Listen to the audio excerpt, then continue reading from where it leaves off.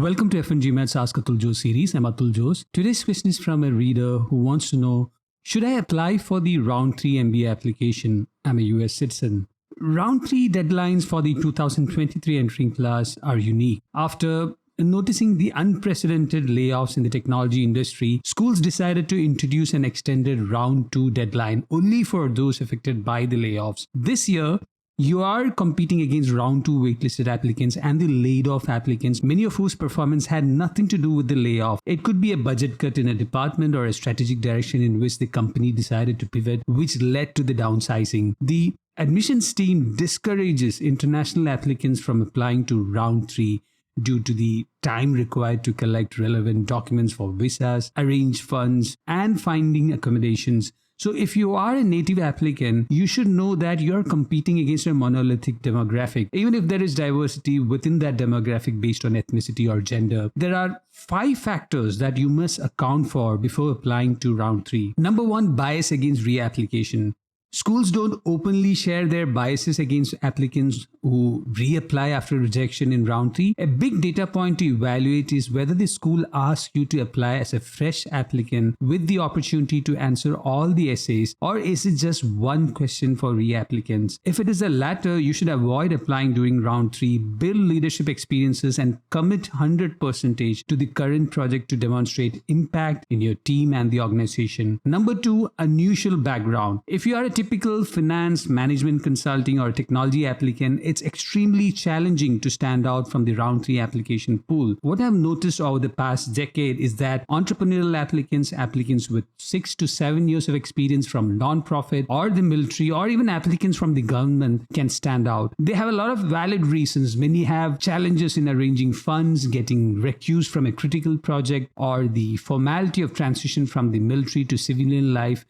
If you belong to any of these 3 groups, military, government, or non-profit, apply during Round 3. Number 3, promotions. March, April, where Round 3 deadlines are, also coincide with promotions.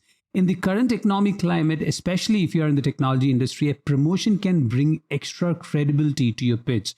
Even if the promotion was announced but not officially communicated, I recommend applying in Round 3 if you have crossed the 2.5 years of experience mark. The promotion title should include some seniority-related clue or convey that you are in a managerial or team leadership position. If the title doesn't do that, it becomes a huge challenge to stand out in Round 3. Number 4, risk of alienating the team.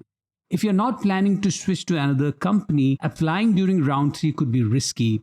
By applying to a top MBA program, you are announcing that your involvement in the team is temporary. This is fine if you get a Round 3 admission, but if the outcome is not in your favor and you plan to apply in Round 1, you are looking at close to 9 months before favorable results come your way.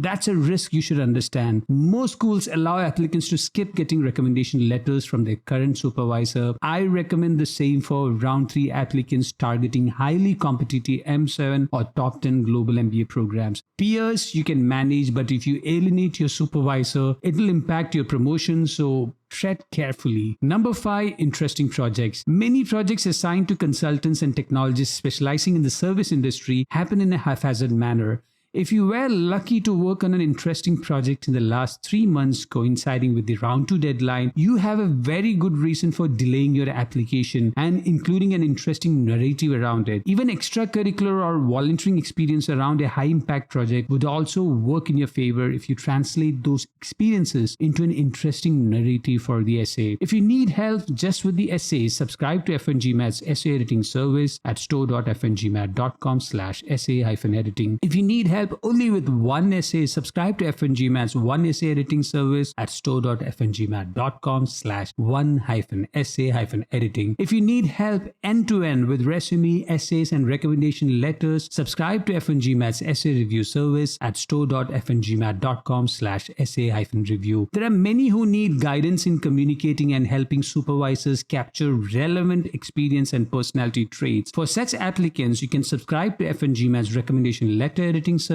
at store.fngmat.com/recommendation-letter. I'm Atul Jose. See you in the next Ask Atul Jose series.